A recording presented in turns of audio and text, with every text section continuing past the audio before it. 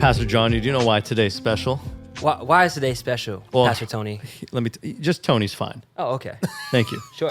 No honor. I mean, we're coworkers, bro. Oh, yeah, for sure, There's sure. a call on God on your life. We Hey, get man, it. hallelujah. Thank you. It's the first. Thank you, Judah. Appreciate that. Bro, it's the first episode we're doing with Pastor Brandon on sabbatical. Wow. He gone. Crazy. Where do you think he is? I don't know. I imagine like a sports game. I imagine he's in the city of Boston, Okay. the city of Vegas. Sure. What if he just like throws a curveball at us like Tallahassee? Tallahassee? You ever been there? No. I have no desire to go there either. It just doesn't sound like a real place. I know. It's okay. Yeah. But I miss the man. I miss him too. I really do miss Pastor Brandon. I miss Pastor Dye more though. Absolutely. Come on. But it's been a good sabbatical. I hope he's having a good time. Do you know he made a button for us? Hold on, Judah. I'm playing it to play just to remind us that he's always with us. No. You want to hear it? It's the Yes. creepiest thing you're ever going to hear. I'm ready. Let's do All right, it. Judah, let's hear it. Hit it. Never forget, I'm watching you. Is that just... what? I don't doubt it. I hear that in my sleep. It's one of those things. It's horrific. It was great. No, even on sabbatical, he sent me a text on Friday night during our youth conference that we just had this past weekend. And he's like, hey, That's awesome. how's it going? That's awesome. It's going great. That's It awesome. means the most when your lead pastor, your boss reaches out. It's like, hey man, I may be away. I still care. I feel seen. I got a question for you. What's up? When they play that intro every week, you don't want to just say your own name. You don't want to just be like, hey, I am Pastor Tony. It's like the little No. autoplay. No. Okay, sure. Why would I say my name? I- Everyone listening already knows who I am. Wow. Not like that. No, you know what I mean? No, yeah, I know what you mean. Okay, so fun story. First off, by the way, Pastor Brandon's been texting me every Sunday night after Seattle ends. Okay. Hey, how's church? He cares. Isn't he the man? He is. He's the man. Right. I was at the golf range the other day Okay. working on my swing. I had a couple thoughts Wow. I had to implement. Sure. And a gentleman pulled me aside and said, hey, you're Tony from the podcast. Whoa. You know what happened? I went home that day and I told my wife, I said, Ariel, someone recognized me from the podcast. It just your highlight of your life? You know what she told me? What'd she say? Go change Ellie's diaper. She don't care. Who am I, man? Who am I? I'm just God's servant and son. Just a guy being a dude, being a bro, being a pastor. He is him. He is. That's what the kids taught me. How do you, as a pastor to Gen Z, how do you keep up with the jargon, bro? I'm still young enough to where like a lot of what they're like listening and into, I'm aware of. I'm still in that sphere. I'm only Sure. 24. I think in like the next 3 or 4 years, I'm gonna have to like be more intentional about like not chasing relevancy, but being aware of it. But right now, my interests kind of align a lot with theirs. You know what I felt like the moment when I was a youth pastor, when I gave up trying to be relevant and I just was more relational than relevant with the kids, it's like the kids love me even more. Yeah. When I used to wear the skinny jeans and the long shirt to my knees and walk up there, sheesh, what's up, kids? It used to be your favorite word. When I was an intern, I know. my first year as an intern, all you would say is sheesh, and I'd be like, Pastor, please stop. Something felt wrong as a millennial But who's you just bald. kept doing it. I know. You're still bald. What do you mean? I know. Something felt that didn't wrong, change. man. No point of that change. No, nothing changed. Okay. Ain't nothing changed. I will say Gen Z's just authenticity. Their meter. They just sense it automatic. So my daughter, Linya, she's 5. Is she Gen Alpha? Yes. Yeah. Do you know what she got for her birthday party yesterday? Like her she got 3 of the same present. What does she get? A podcasting kit. How old's your daughter? 5. 5-year-old podcast. Do you know how many downloads a week her podcast gets? How many? I'm honest to goodness. No exaggeration. No pastor numbers. Right 75 to 100 here. 75 to 100 for a 5-year-old. for terrible theology. You call her out. I call her every time. That's right. Every time. Uh-huh. Say, crack open the NIV. That's right. I'm kidding. We don't. Here, need my that. Bible says. I'm proud of my daughter, man. She started a podcast. Tell people about Jesus. Shout out. Come Come on, We whale love of a tail. Hey, quick shout out to our sponsors, Logos Bible Software. Use promo code WeAreVenture to get a discount. Hey. I am not sponsored like Pastor Brandon from any t-shirt companies, nor do I want to be. That's right. I wear white t-shirts from Walmart, 5-pack Hanes. Shout out Walmart. Shout Super out Hanes, Centers. and they're great. They're great. This is and then I wear church merch like this. Okay, you can't just like say it with that like kind of like What? Church merch. Church merch is fire. I love it. No, Our I'm just church saying. merch is fire. No, I love our church. We like to cook. It's good stuff. That's right. Shout out Greenie. Shout out Greenie. It's my roommate. Love that guy. Pastor Johnny, you just had Youth Con. Yes, sir. Tell us a little bit about it, man. I want to hear about it. Listen, what an amazing weekend. For those who aren't in the know, YouthCon exists to really be a clear communication of who God is and who the church is. We invite students who don't know Jesus, students from different religious backgrounds, really just an invitation for our students at Venture Youth to be missional with their faith. Yeah. And we strive to make it cost effective. And so what an amazing weekend for our students. They just kind of took the drive serious. And we just had a lot of people in a room who were asking these questions. We did a panel. We brought in the guest speaker and just saying how God moved in the span of 2 days, and to have a continuation to go right into a revival night. Just perfect. And you have more energy than you looked like you did on Friday. Honestly, How? I think when just being so encouraged of seeing God move and knowing that there's so much more still on the table. I mean, we're still counting numbers right now, but when last time we did the form and all, we were already at 13 salvations Friday night. That was before our guest speaker spoke, who we're about to introduce. And so it's just one of the things of like, it's just, the nights are stacking on top of each other of what God is doing. And so I'm believing that it's just going to go crazy tonight. Those are the nights about youth ministry I miss the most. You know what I miss the most about youth ministry? What do you miss? Two things. The car ride home with a student. Yep. The altar. That's it. Nothing beats the altar with a teenager, man. Just getting to pray. They just get after it. There's no, they don't come in with these preconceptions, or they're not jaded. Right. They're just open to whatever the Holy Spirit wants to do. Absolutely. And I miss that. I'm so glad it went well. Did you guys break anything? No comment. Oh, Pastor Brandon going to listen to this. That is true. I'll fix it on He's Tuesday. going to text Don't you, worry about it. Johnny, Yes, sir. please fix it. I will. 100%. In the budget. Well, bro, should we introduce our guest? I'm so excited and ready. I think we've dropped about 12 bros already in the first 5 minutes. That's what happens when the youth pastor hops on. Oh, come on, man. Raiders roll. Thank you, Judah. That had Appreciate nothing that. to do with anything. I want to introduce our special guest, Pastor Jeremy Johnson. Come on. Legend, hero in our midst. How are you? I am great. Thank you. I've just been enjoying hearing you guys talk. I can see why people like to watch this podcast. I forgot I was on a podcast. I've been trying to be quiet over here just so there was no awkward extra sounds besides Judah with his cool buttons. His buttons. So, Pastor Brandon, he's a big Raiders fan. Yeah, From that's the right 4 here. years he spent in Modesto. Yeah. Somehow he got converted. Just claims him. Modesto is kind of Raider-ish. Yeah. Yeah. So he plays... Certain type of person, Yeah. as a Raiders fan. Yeah, Oh, yeah. they're unique. That lives in Seattle. Loves to rub it in. So we have this Raiders roll button that we all resent. We hate it. Despise. Our listeners hate it, but Pastor Brandon loves it. He leaves it. And he's It's the left. boss. That's it. He's the boss. What are we We should supposed to do? change it. We should switch it around while he's not here. What to was something else, and then, like go Seahawks. See? Yeah, no, I'm not a something Seahawks like that. fan. Yeah, and no. then, yeah. So you're in Los Angeles. Does this mean, are you a Chargers fan? I have ADD, so Okay. I went to ADHD. I went to a Chargers game, and it was overwhelming, man. Just Yeah. the screens and the electric sound they make, and when there's a lightning bolt score. Yeah. I'm actually a soccer fan. Okay. So I watch tons of soccer. Who's your team? Galaxy is my team, Oh, even okay. though LAFC is close. Yeah. Closer to downtown. Okay. Right. But if you ask an LAFC player or fan, I'm an LAFC fan as well. Gotcha. Sweet. And so actually my team is Byron and so Do you have an English team? probably I don't want to say it because you're just going to think I'm a bandwagon. No, I won't. We're ready. I love Man City. Okay. I love Man Oh. City. I know. Arsenal is like up there too, but I'm an Arsenal fan. okay, Die okay, hard. okay. We lost the Prem today by 1 point oh my to gosh. Man City. Yikes. Oh my gosh. I didn't even get to watch it. So I'm going to have to go back and watch it You and need just to. rub it into you. Thank Yeah, you. there it is. By 1 point, what was the score?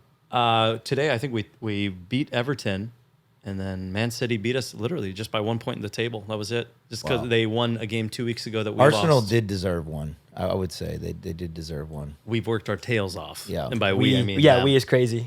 We is. So, Pastor Jeremy, thank you for joining us, man. You're our Revival Night speaker. You spoke last night with Yep. the teenagers. How did that go? Speaking of teenagers, I know you're Yeah. a church planter. So what's it like being? I mean, church planting is like the same as being a youth pastor. You know, it's one and the same. Yeah. You know, there's a grit that you have to have as a youth pastor to reach people that are, you know, the unreached people group, teenagers that are having more questions, even if they grew up in church. And so, our church is a lot of millennials, a lot of young adults. And so Love it. I love teenagers. I have one in my home almost, a 12-year-old. So on. she's going to be 13 next year. And I'm prepping myself to be a youth pastor again, you know, in my own house. But it was awesome. It was amazing to just, I love teenagers because when they encounter God, they like really encounter God and they do it together. Yeah. They don't like to do anything really by themselves. They like to go together.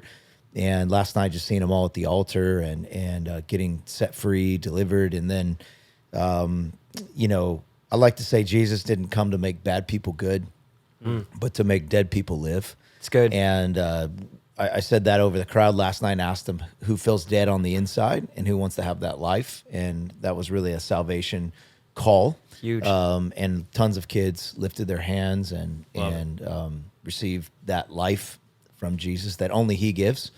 And so it was awesome. You guys are doing a great thing here. If you have a youth student, you're in the area. That's right. Drive them in. Y'all heard Be the a plug. part of this. Y'all heard the plug. You know, I mean, it takes a village to really, you know, if, you know, we have coaches for everything, right? Right. My kid he plays soccer. So he's a soccer coach. He has a scoring coach. He has a defensive coach. He has different classes. Yeah. But then in our faith, we just try to, you know, do everything as a parent.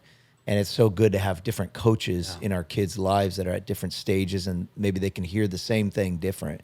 And so what a great, Pastor Johnny here is a great pastor, just to love on them and Appreciate it. Bring them in, man. Yes, Bring them sir. into Yes, Venture sir. Youth. And the kids loved Pastor Jeremey. One of our students, Grace Wright, pulled me to the side this morning and like, do you like intentionally get like dynamic speakers that just like run around and everything? Pastor Jeremey, he was jumping off the stage and back and forth, and just like the way that he was able to just fill the gap and really connect with the students.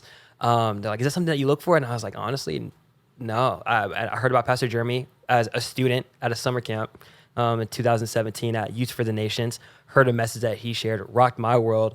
And it's kind of a crazy, I was telling him last night as we were eating dinner, when we were talking, just what a full circle moment it is to experience how God uses you as a student and being able to way down the road, be able to bring you out and just be able to make a deposit into this area. Yeah. And so just, again, thank you so much for being out here and just the investment. And even for tonight, I'm so excited. The students are excited too. Yeah. So like, And that's a tip to any pastors out there. Yeah. That you're preaching to a crowd, you don't know who's in the crowd. Mm-hmm. And so here's Pastor Johnny, years before he'd be a pastor, that I'm speaking to, and don't have no clue that years later we're going to hear that. Yeah.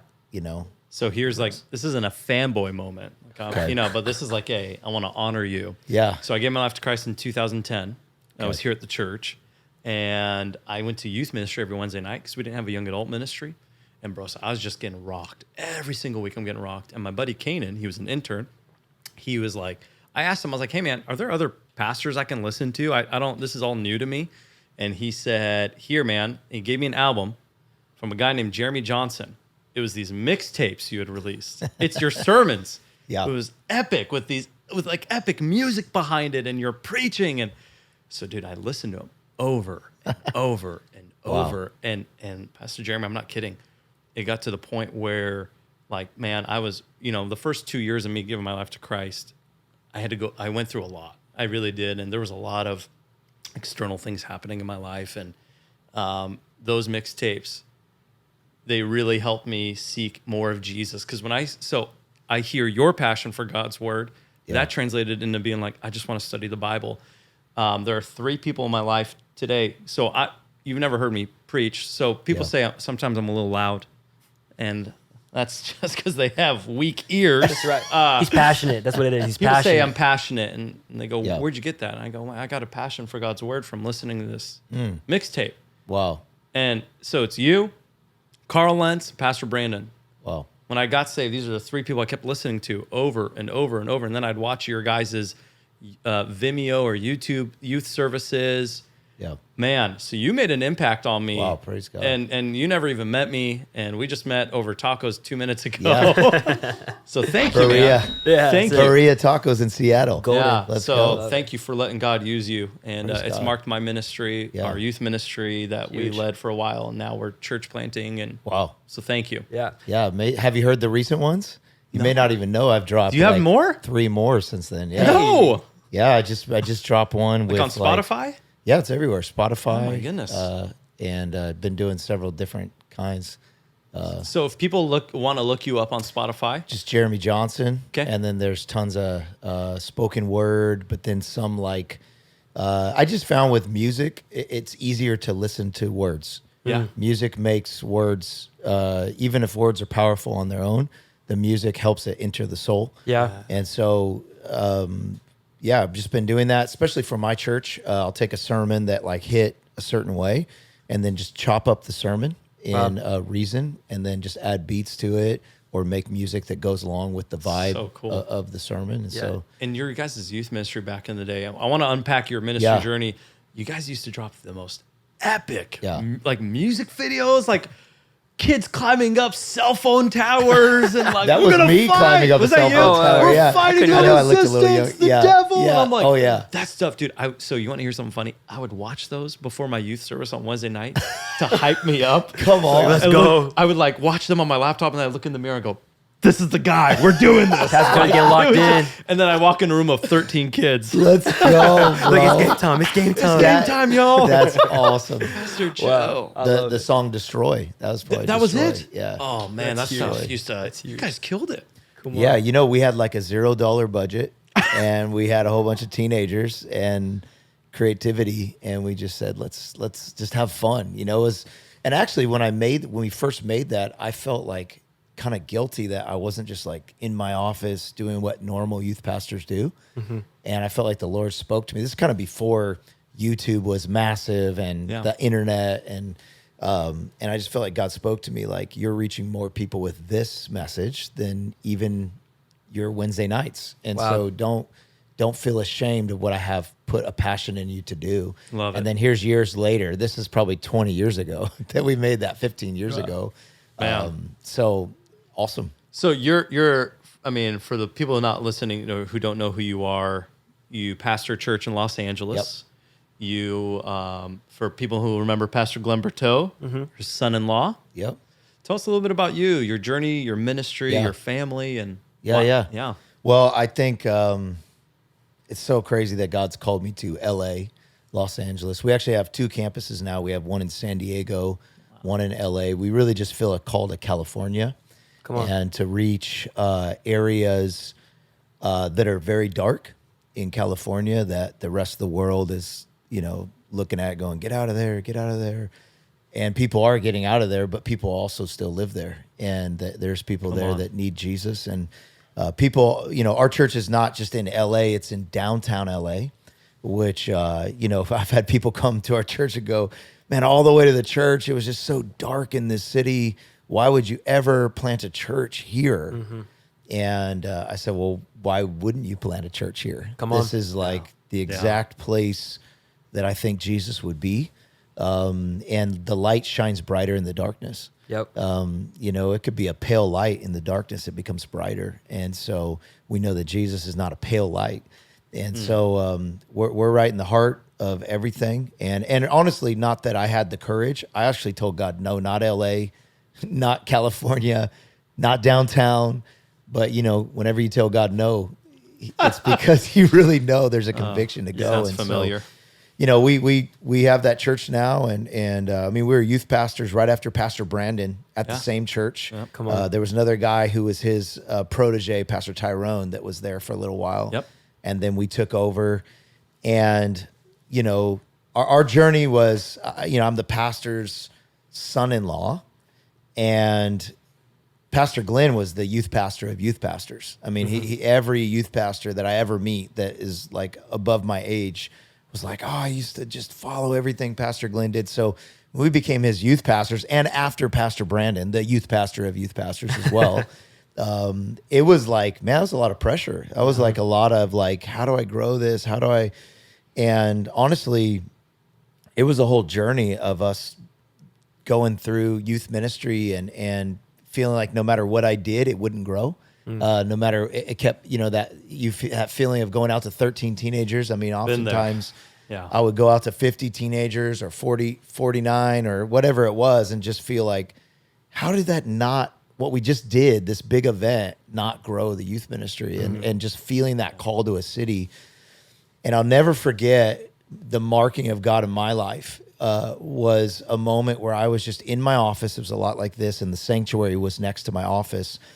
And I remember walking out to the youth ministry, and it was smaller than the week before. And we had just done this big outreach. Sounds like church planting. The outreach didn't grow the youth ministry. It shrunk it. And I don't know if it's because everyone was tired or what it was, but I just came out and I was just I don't know, I was just bummed that all this hard work, all this prayer, all this, like the little budget we had that we spent, it just, nothing changed. And it was just the same kids. And I went to my office and I was like beating on the wall. Like I could hear the band playing. I was beating on the wall, just bawling, crying, saying, God, I don't know how to win a city. I don't know how to, I have a heart to win these campuses, to win these lost students, but I don't know how to do it. And then I heard the voice of the Lord say, are you finished yet? And he said, God, I am so finished. I'm so done. He goes, you mean you don't have any more ideas? Wow. And I said, no, I don't have any more ideas. And I felt like the Lord said, good, now I can start. Wow. And it was So like 2 years of all my ideas. It took me 2 years to get through all of my ideas to get me to that moment. God was just patiently waiting for me to get to that moment, beating on his chest, and he could handle it, to say, are you done with your idea? And I said, God, I'm done. He said, then rip up your sermon. And I said, wow, God, that was a good one I got from TD Jakes. Like, that was a good one. This is a heater. This is a heater. Yeah. Get ready, get ready, get ready. I mean, I was preaching these TD Jakes sermons. Come on. And so I ripped it up, and God said, when you touch the mic, I'll tell you what to say. Wow. And so I'm like, okay, Lord. That was, and now that would be normal. I feel like I would be used to that. But back then, I had never gone up to the stage without knowing what I was going to do. Planned out, cool, epic, illustration, but I had tried all my ideas and it wasn't working. And so I went out, and when I grabbed the mic, the Lord said, keep the worship team up here and call all the sick people on the stage. And I'm like, God, this is youth. Like, no one's going to be sick. Like, these are teenagers. So I'm like talking to God. So I'm like, okay, easy. Let's call the sick people. So I called them.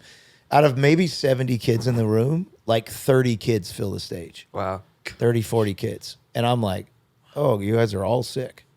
And there's a kid in a wheelchair I've never seen. There's a kid with crutches. There's a kid with a growth on his neck. And I'm like, are you kidding me, God? Like, what's going on? So I'm just like, I don't even know what to do. I've just seen the crusades and these people in other countries. So I just start doing what I've seen them doing. And about 4 kids in, nothing's happening that I can see. I'm just praying, moving on. Nothing's happening. The kid's just like staring at me. Teenagers, they're not gonna fake it for you. Right. They're not gonna make you look good. I wasn't healed. Like, do it again. Yeah, do it again. No, nothing. I didn't feel anything. So anyways, by like the 5th kid, it's a kid in a wheelchair. I'm praying for his legs, and he starts screaming. And I'm thinking, I think it's working. So I start praying louder. Go on. And the kid, I feel like, okay, tell him to get up. The kid gets up and starts walking around the stage. His legs are getting healed. He's slowly walking, then walking faster. People are crying. Then everyone's like, pray for me. So I'm like, the people that I prayed for that didn't work, they get back in line for me to pray for them again. I'm like, okay, we're just doing it a second time. Double dose. And so by the end of the thing, every kid there was healed. Wow. And I did an altar call, and everyone got saved. It was like, even if they were saved, they're like, I just want to do it again, just because tonight's something special about tonight. Yep. And as I'm walking off the stage, the Lord said, did you like that? And I said, God, I could do that with 5 kids. I could do that with 1 kid. Like I was alive tonight. That was what I said yes to, like the call of God. And he said, okay, then I want you to pray this week. Since I'm in charge, I want you to pray this week instead of work. And you should be a lot because you're a workaholic. That's what I felt like the Lord said to me. And I was. you know, and so I was like, God, I can't just pray all week. I have stuff to do. I'm the youth pastor here. And he goes, oh, so you mean you're the youth pastor here and you'll get in trouble for praying all week? Wow. And so I'm like, okay, I got it. You got a point. So he said, well, what if a kid comes in for a meeting? He says, well, if they come in for a meeting and you know, you're praying, ask them to pray with you for 30 minutes. And after 30 minutes, if their needs not met, then meet with them. And so, you know, any kid that came in, pretty soon they just leave. I don't know if their need was met or they got tired of praying. But that was what I did. I was in deep tracks of Misty Edwards by the end of this thing, Wow. man. I had listened to every worship song. So 8 hours a day I prayed for a whole week. That next week, I didn't have a sermon. I didn't write a sermon. So I just got up there and the Lord, I opened the Bible and started reading. A sermon comes out. By the end, this kid gets up. And he's filled with demons. And he starts coming to the altar. I think he's answering the altar call, but he comes to the altar, turns, looks at me. I see this face jump out of his face like a scary movie. Wow. That Constantine movie, remember that one? Yeah. Like that kind of thing. Like, go back into his face. I've never seen anything like this. I'm a Like youth like pastor. an We didn't actual- have like an actual demonic, because I think he's answering the altar call. I'm like, oh, wow, God, the power of God's here. He's coming down. His face jumps out of his face, goes back in.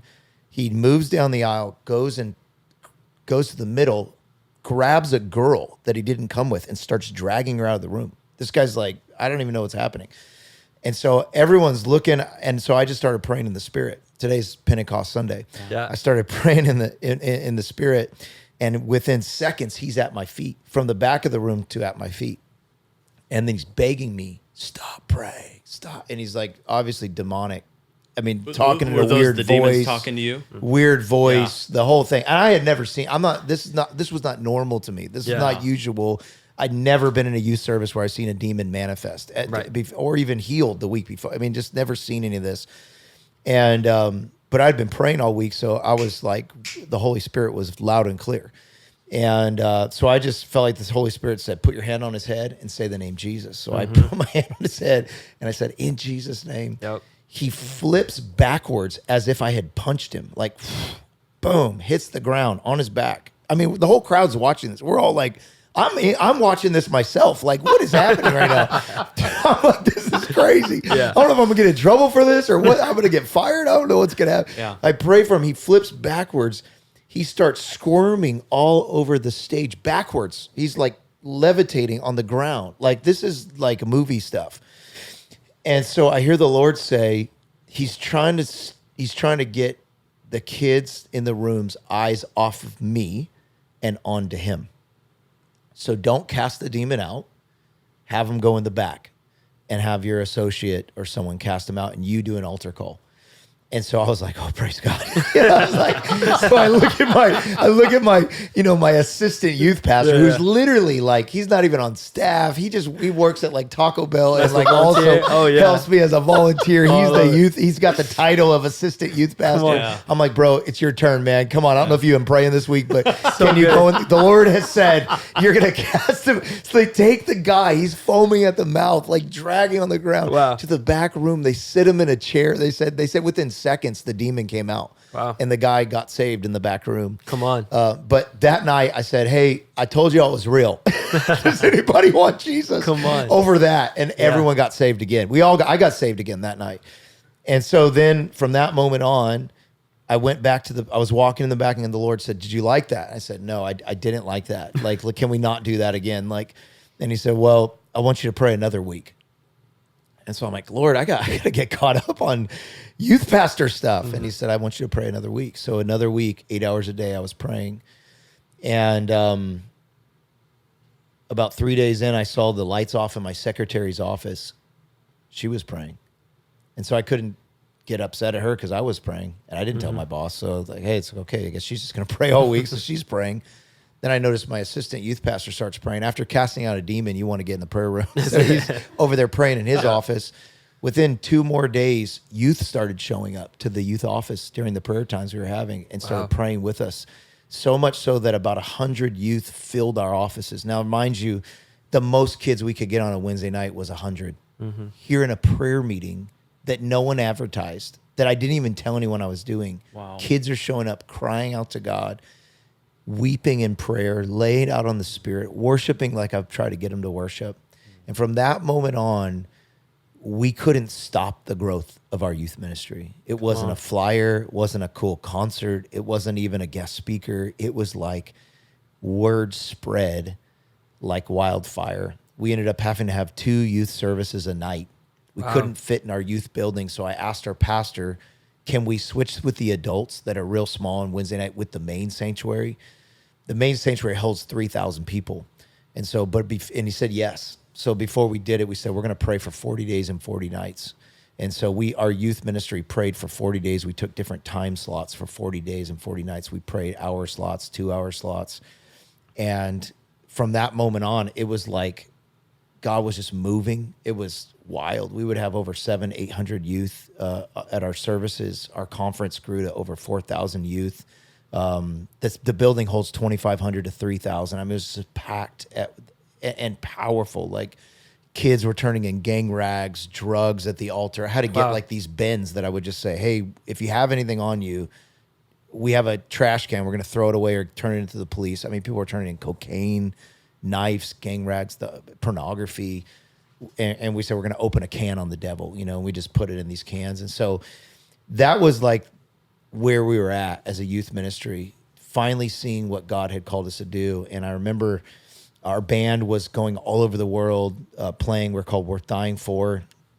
We were seeing the grace of God on our ministry. And in that moment, there was this moment I was driving somewhere with a band, and God spoke to me that in a few years, you're going to plant a church and with this band. And then the sound came back on, and I just was like messed up. Like, God, I'm finally doing what I've worked so hard to see happen and walked with you, and now you want me to start over, you know? Yeah. And that began our journey of just processing that, walking through that journey of planting a church. At that time, our church wasn't planting other churches, you know? And so it was just a one church, and so it would be like a leaving, you know? And this is my father-in-law. This is Boom Boom Berteau. You don't leave Boom Boom Berteau. You know, and we were kind of set to maybe be the pastors there one day. We were already preaching at the main church. We loved the church. The church loved us. And it was just a call of God. And so Pastor Glenn blessed us with about 7 to 10 people that would move with us to this place called LA. We didn't know where we were going. We didn't know what we were doing. We started our church on a beach with 7 people, 8 people that first night.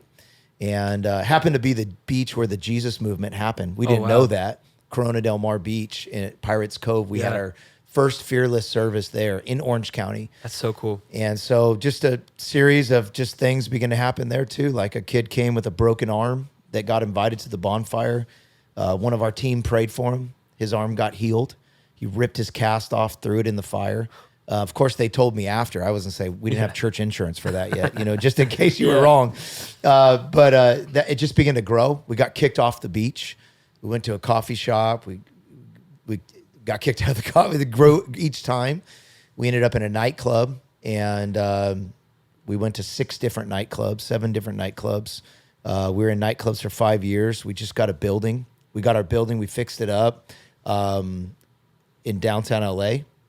30 feet from the Staples Center. Within a week of being in our new building, COVID broke out. So we finally fixed it up, got it all amazing, and COVID happened. So we had to shut down church for a couple of weeks, and ended up just feeling like there was more killing people than COVID, and that people needed an encounter with God, encounter with us. So we found this empty parking lot. We couldn't get a hold of the owner. We found this empty parking lot under a bridge that was just locked by a padlock. And we called over and over again. No one answered. So I said, hey, there's this story in the Bible where Jesus needed a ride into town, and his disciples went and ganked a donkey and said, if anybody asks you why you're taking this donkey, tell them Jesus needs it. So I told our campus pastor, I said, hey, there's a simple lock on the gate. Get a bolt cutter from Home Depot, and we're going to cut the bolt. And if anybody asks you what you're doing, we're saying, we tried to call. Jesus has need of it. And so we did that. We cut the bolt, and we used this random parking lot under the 10 freeway. Wow. For 6 months, we had church under that parking lot that we didn't own. And finally, when the owner found out, he started trying to charge us. And we're like, well, bro, here's what we're doing. We're giving out food. We gave out this many pounds of food. And he said, you know what? no bill. Let's go. And so we had church on there. People got saved. We washed their cars. During COVID, I felt like washing someone's car was like the modern day washing their feet. Sure. You know, because no one wanted to get out of their car. And so I preached through a radio, and people would honk for amens. There was a train that would go by me, so I had to preach with in-ears in. And man, people got radically saved at that. I mean, I remember Bernie Sanders' campaign manager came to one of our services. Like, it was just people that you would not expect to come to church, maybe, were coming to church, getting saved, getting food, getting healed, getting delivered from their cars. Wow. And eventually people started getting out of their cars. So we eventually just felt like, hey, let's do 2 services. Let's do one inside and one outside for a drive-in. And then pretty soon there's no one outside for the drive-in. And we just opened our church back again. John MacArthur, who I don't align with on a lot of stuff, but he sued our state and won. And so we got to move back inside. So I didn't want to be the guy in the newspaper for moving back inside. Thanks, first. John. John was it. He ended up on every news channel. Yeah. And I didn't have to. And because we have a lot of millennials, sometimes they just, it's better to stay out of the news with millennials. So, but we opened our church, and it's been growing ever since, man. We every week there are salvations. And I say that because I remember a day in church planning that there weren't salvations. And where I have to tell my church, okay, guys, let's go get some souls. Yeah. And I would have to say, I see that hand. It was my hand, I see that hand on the right. I see that hand. And so every week, man, we count the hands, and a couple of weeks it's gone over 100 hands. Wow. Usually about 70, 80 hands, over 100 hands. People getting baptized. Today is Baptized California, so we're baptizing tons of people with a whole bunch of churches in California. And so, man, it's just exciting days. Fear. I wrote a book called Declare War on Fear. Our church is called Fearless. Fear has been one of the greatest weapons the enemy uses against me to stop me in the call of God. And we're not yet fearless, but we're on a journey to every day becoming fearing less, loving more, and fearing less. Yeah. And I think fearless is a journey, not a destination. And so that's our church. We named our church what we want it to become. And we're in an all-out war against the spirit of fear. And we're not just fighting fear, we're going to kill fear. Mm-hmm. And David didn't just fight Goliath, he took his head. And so we're going to take Goliath's head in our city. I know that sounds violent, but fear has been violent against me. Fear has tried to take my life. Fear has given me thoughts of depression and suicide. Fear always brings its friends. It never stays in its room. And so we as a church have decided that we're going to love more and fear less. And we're going to be the fearless church, which I feel like is the devil's greatest fear, is a church without fear. Wow. That's awesome. Wow. What a beautiful picture of it started with just coming to the end of yourself, just allowing God's best work to be done, and to start from youth ministry all the way out into what Fearless has become today. Like, would you have ever even imagined? Yeah, I think the problem is I'm a dreamer. So I do imagine. And sometimes with me, I've found, so in my book, Declare War Against Fear, I wrote about, one of the chapters is crashed and burned out. Okay. Because I think you can't burn out, Christian word, burned out, can't burn out in God's presence, because he's an all-consuming fire. Wow. So a log can only burn out of the fire, not in it. So I burned out. So the weird part is, well, how was I not in the fire? I think there are 2 ways you can burn out. It's getting too far behind God, like Jonah. God says, go here, and you go there. Right. You'll burn out there, and you'll crash, and God will allow you to crash so you can find the only place of purpose is in him. But you can also burn out getting too far ahead of God. And I think as a dreamer, I'm constantly getting too far ahead of God. And here's what I mean. God speaks something. He gives me a vision of something. Then I put my timeline on it. I put how it's going to happen, who it's going to happen with. Right when God called me to be a pastor, I'm like, okay, God, who's my youth pastor? I want to know everything. I want to put it all. And I start putting God on stuff. Oh, God said this, or God said this, or when it was like, no, God said this, and I added 10 more things. to the thing that I was supposed to be okay with. He said, like to Abraham, go yonder and worship. Yep.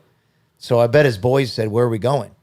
Right? And if I was Abraham, I said, well, we're going to yonder, which means, but God didn't tell him where yonder was. He wanted him to feel his way there. He wanted him to learn the gift of walking with him in the journey. And so God's given me a lot of visions, and a lot of times I put my own ideas on it. And in my later years, these last couple of years, the growth of my life has been pausing and saying, God, did you really say that? Not because I'm questioning you, but I want to make sure that I'm not adding anything to what you said, because I don't want to burn out.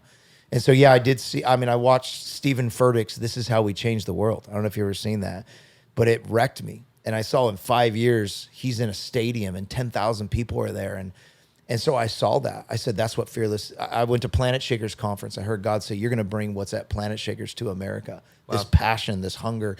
And so I set myself on a journey. I didn't know how long the journey would take. I didn't know the steps. See, God orders our steps. Man plans his way, but God orders the steps. Yeah. And so sometimes the steps go down before they go up. Sometimes they go backwards before they go forward. And it all is a part of the process, but it's not a part of our idea of what the process will look like. And so, you know, I've seen where Fearless will go. I just don't know when it will be there. Got you. And so, yeah, I've already seen all this. I've already lived here. And when people experience it, I'm like, oh, I've been there for 10 years. I've just been having patiently waiting for y'all to catch up.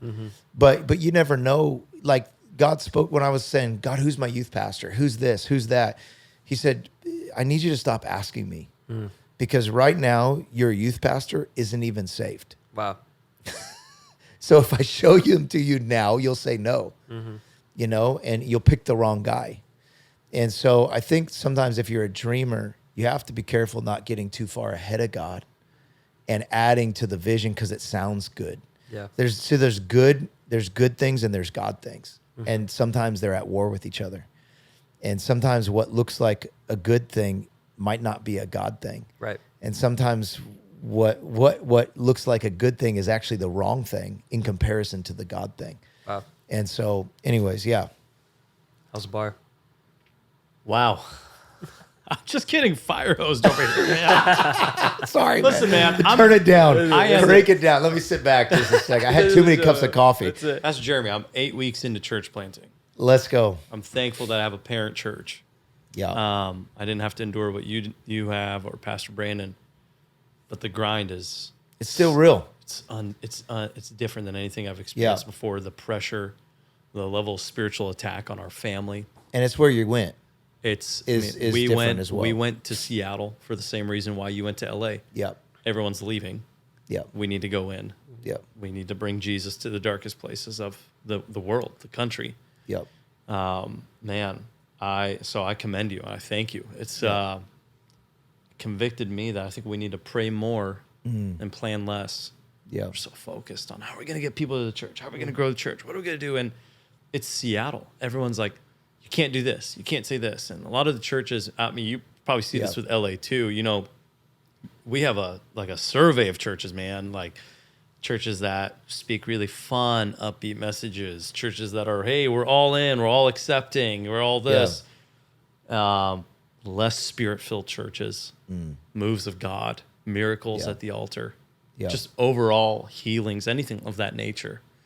And what we're trying to do is we similar. Yeah.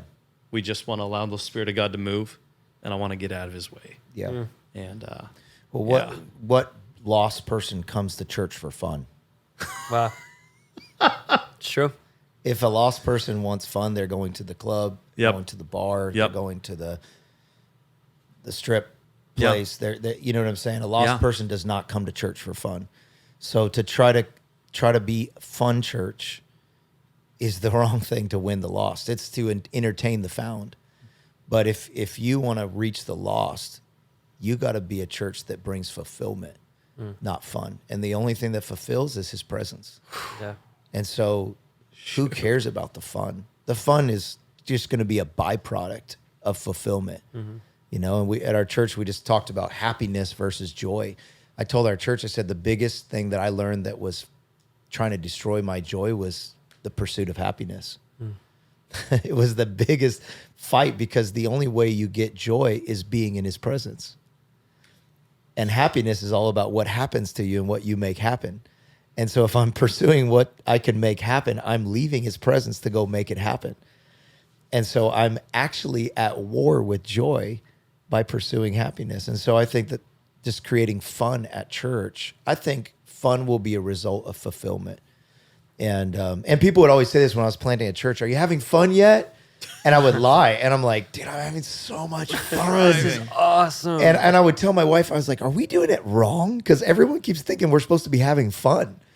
And then, and it wasn't fun. It wasn't fun people leaving us. It wasn't fun not having the right budget. It wasn't fun. It just wasn't fun. It was not fun. And then someone finally said, no, I think they're asking you the wrong question. They should be asking you, is it fulfilling? And I'm like, oh, I could answer that. Because it is fulfilling to see a drug addict be set free.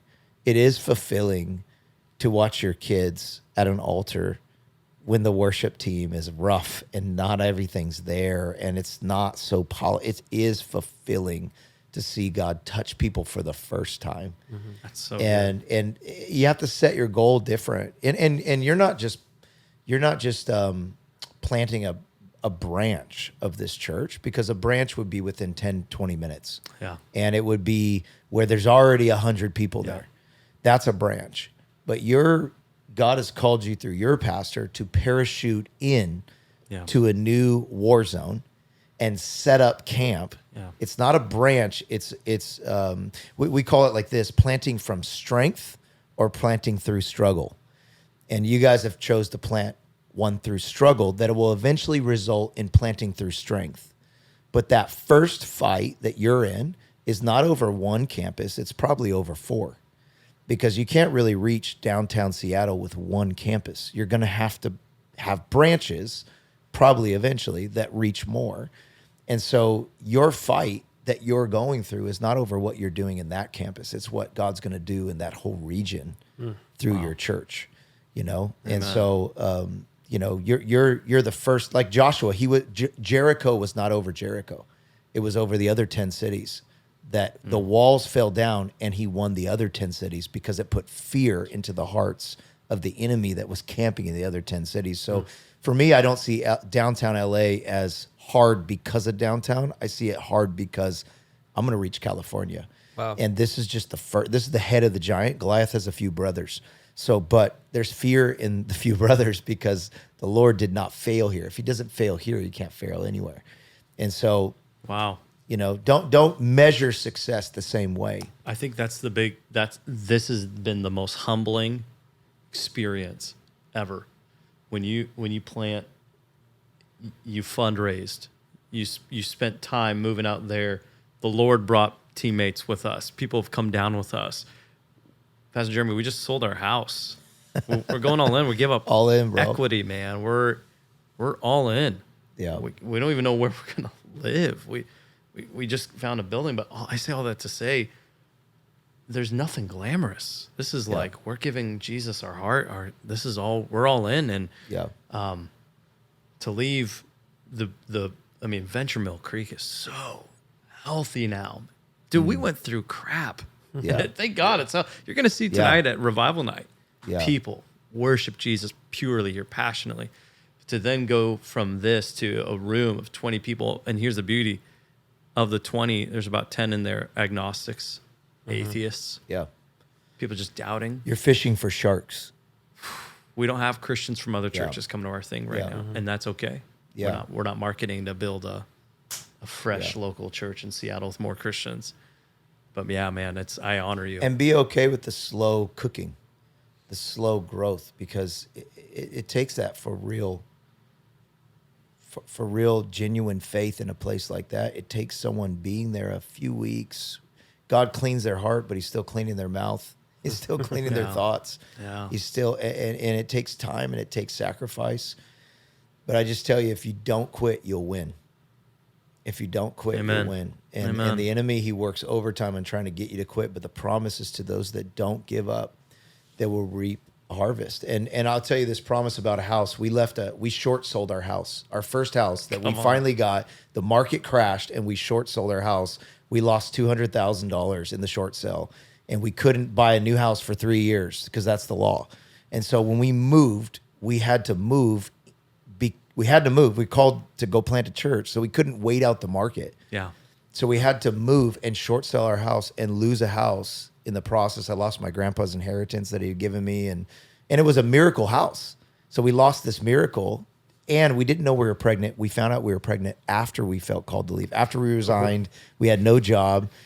And so for years we rented. We lived in 7 different houses from moving to LA. My daughters grew up in 7 different houses, which we've never been without a house. Praise God. We lived off of food stamps at times, the whole thing. And just this last year, God gave us a house. And we found a property that had sat for 10 years. Now, mind you, I left Modesto 10 years ago. Wow. 12 years ago. So this property that they called Skeletor, because the builder stopped building it in the crash. So the same time I lost my house and had to move, whoever was building this house lost their shirt and had to stop building. So it sat for 10 years. Homeless people were living on it. But we happened to be in this area, and I found this property, and God spoke to me. He said, this is your house. So we built a house there. Our house, the equity in our house is insane. Yeah, Because of the value of this property had dropped because of COVID, all this stuff. Yeah. And I remember one day, I live 5-minute walk to the beach. I remember one day,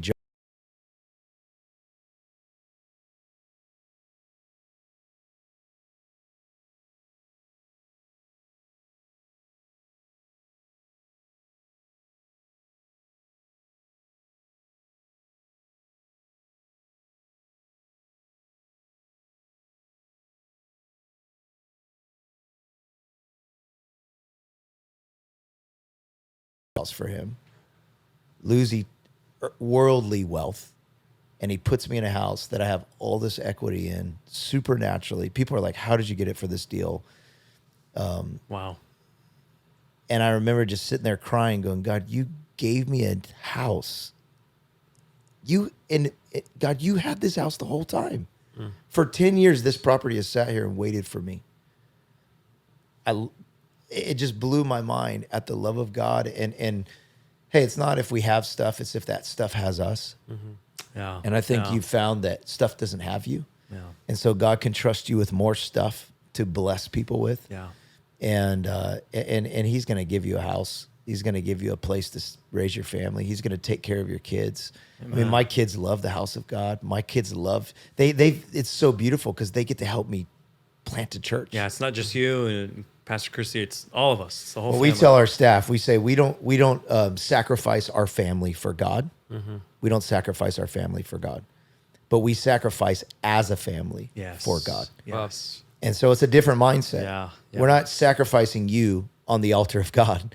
We're sacrificing together for God. We're going to be at revival night. We're going to be tired, but it's going to be worth it, guys. It's going to, you may not have the same life as other kids, but you have a different life. That's so cool. And so like even me coming here this weekend, my kids are like, Dad, you're going to be gone. We're going to miss you. I was like, I'll get you a toy.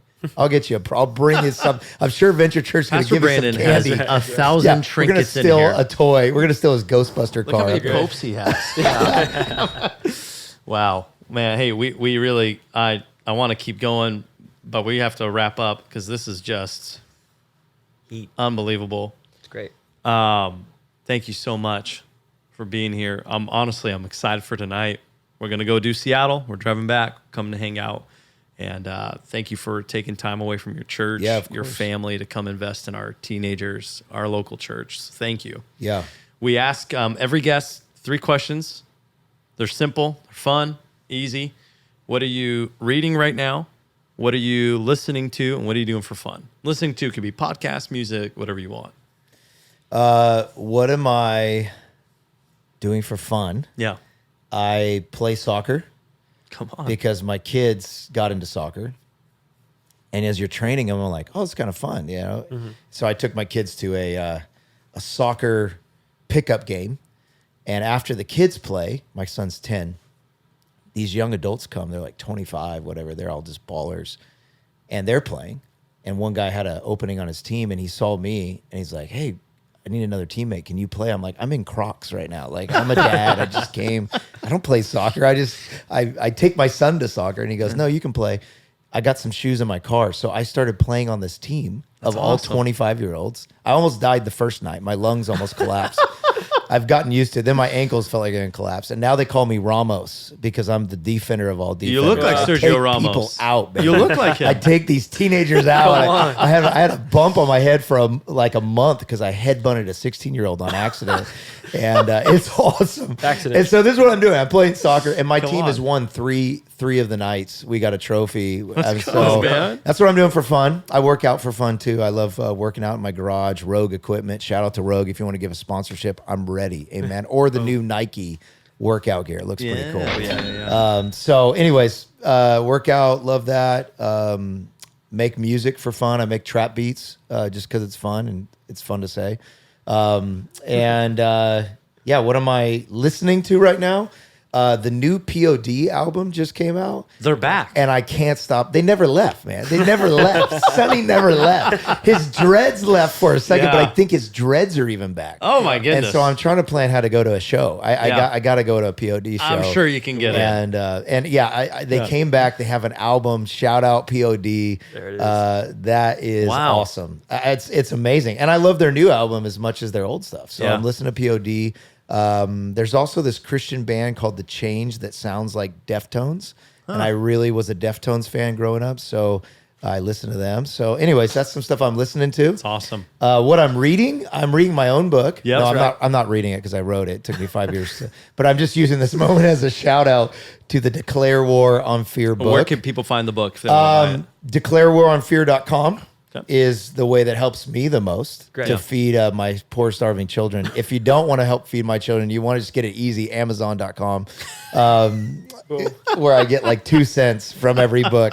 But if you want to help me out, DeclareWarOnFear.com, and we'll do a signed copy in there.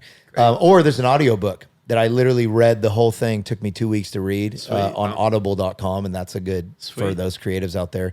But if you struggle with fear, anxiety, depression, worry, while being a pastor, I went through a season of depression. It ultimately resulted in a season of suicidal thoughts.